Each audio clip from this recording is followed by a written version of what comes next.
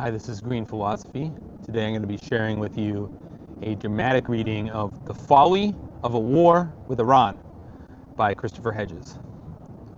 Israel and its neoconservative allies in the United States have long attempted to start a war with Iran, a war that neither Israel nor the United States can win, and will engender ferocious blowback.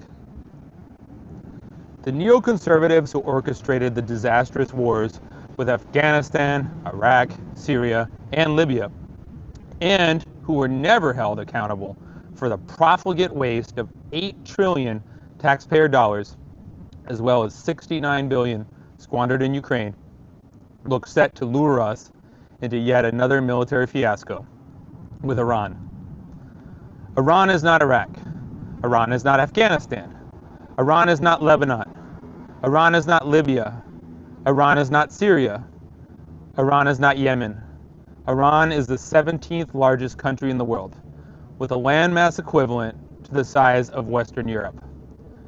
Iran has a population of almost 90 million, 10 times greater than Israel, and its military resources, as well as its alliances with China and Russia, make it a formidable opponent.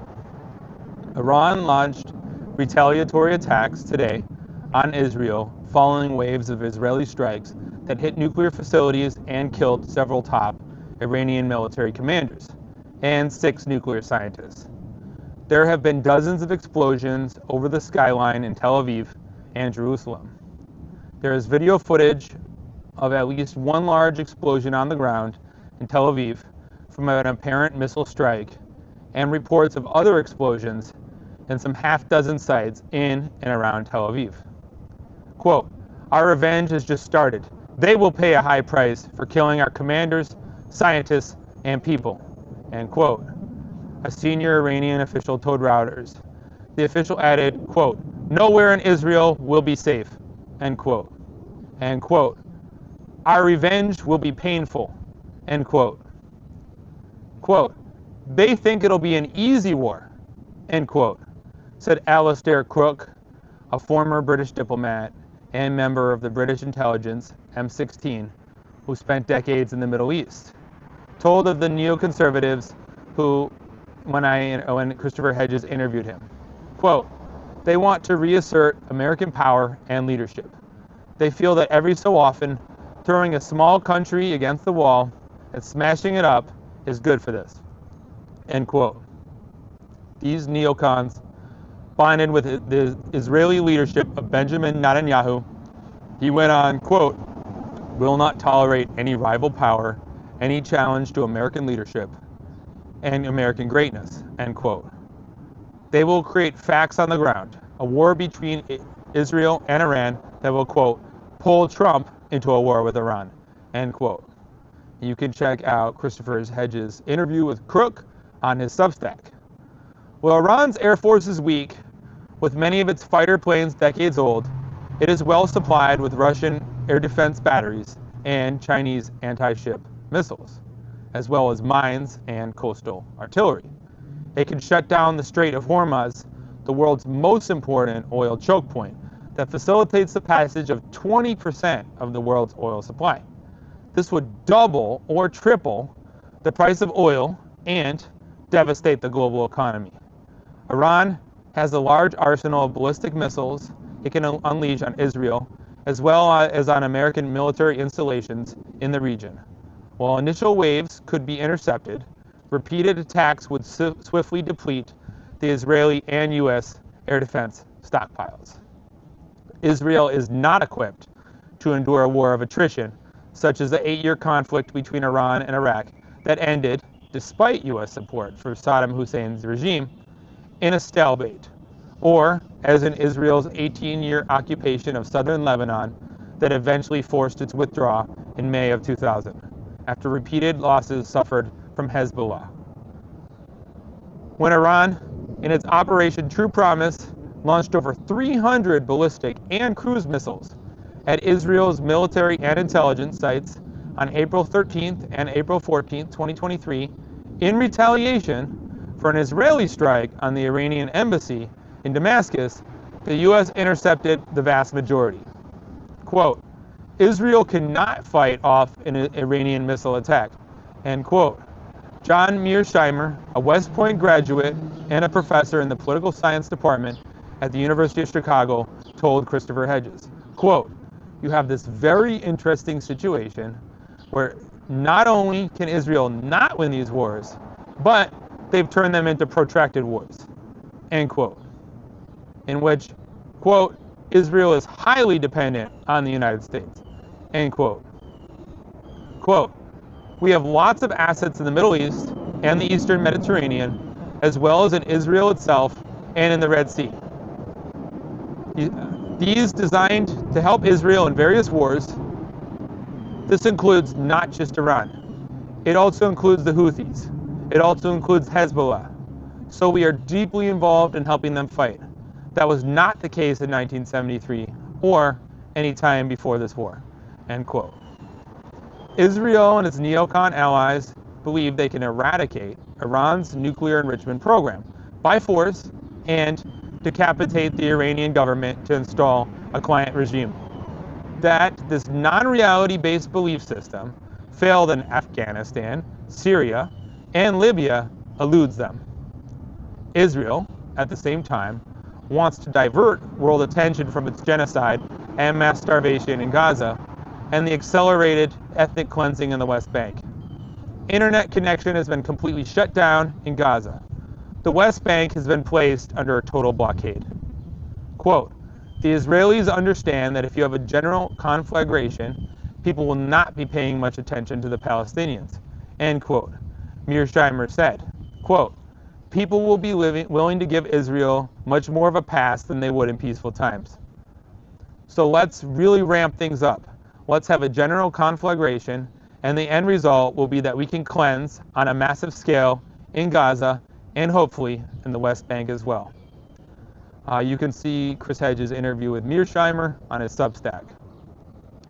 Iranian attacks would eventually leave hundreds, then thousands, dead. Iran would appeal to Shiite Muslims through the region and what the Iranian leadership will describe as a war against Shiism, the second largest branch of Islam. Saudi Arabia, which condemned the attacks on Iran, has 2 million Shiites who live in the oil-rich eastern province. There are significant Shiite communities in Pakistan, Bahrain, and Turkey. Shiites form the majority in Iraq. The Shiite-dominated government in Baghdad will side with Iran. Yemen will continue to disrupt maritime traffic in the Red Sea and hit Israel with drone attacks.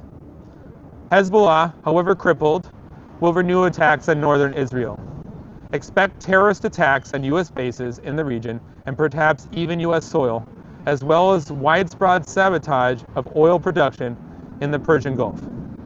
Iran will soon have enough fissile material to produce a nuclear weapon. A war will be a powerful incentive to build a bomb, especially with Israel possessing hundreds of nuclear weapons.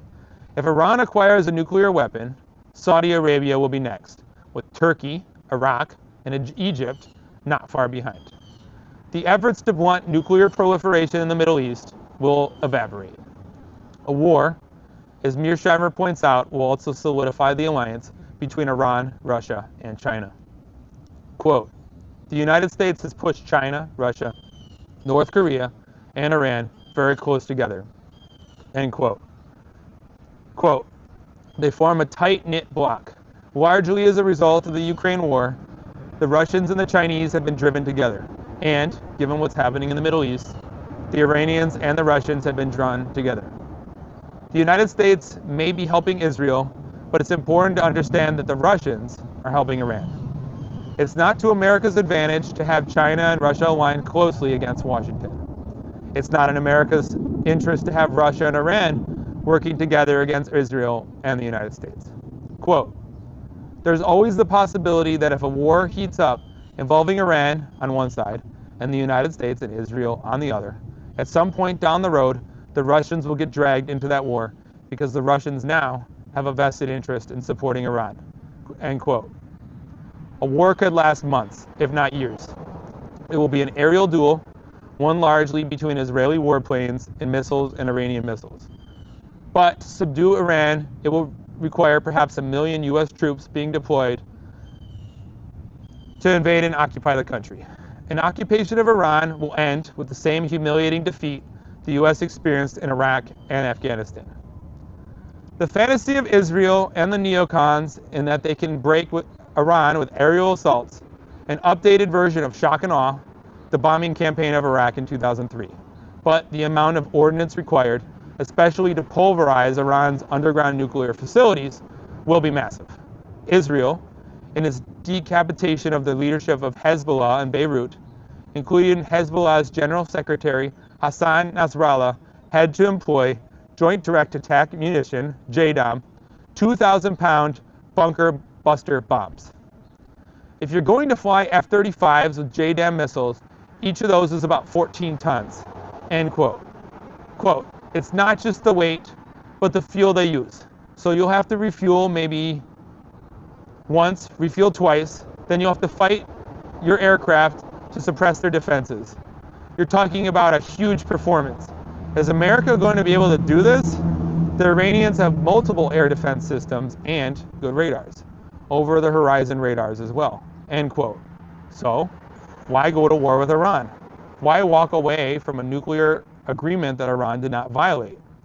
Why demonize a government that is the mortal enemy of the Taliban, along with other Takfiri groups including Al-Qaeda and the Islamic State in the Levant, ISIL?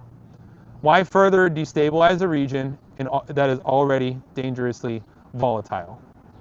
The generals, politicians, intelligence servers, neocons, weapons manufacturers, so-called experts, celebrity pundits, and Israeli lobbyists are not about to take the blame for 2 decades of military fiascos. They need a scapegoat. It is Iran. The humiliating defeats in Afghanistan and Iraq, the failed states of Syria and Libya, the proliferation of extremist groups and militias, many of which the United States initially trained and armed, along with the continued worldwide terrorist attacks, have to be somebody else's fault. The chaos and instability the United States unleashed, especially in Iraq and Afghanistan, left Iran as the dominant country in the region. Washington empowered its nemesis. It has no idea how to reverse this other than to attack it. International law, along with the rights of almost 90 million people in Iran, is ignored, just as the rights of the people of Afghanistan, Iraq, Libya, Yemen, and Syria were ignored. The Iranians, whatever they feel about their leadership, do not see the United States as allies or liberators. They do not want to be attacked or occupied. They will resist. And we, the United States and Israel, will pay. This has been a dramatic reading of The Folly of a War with Iran by Chris Hedges. I look forward to your questions and comments.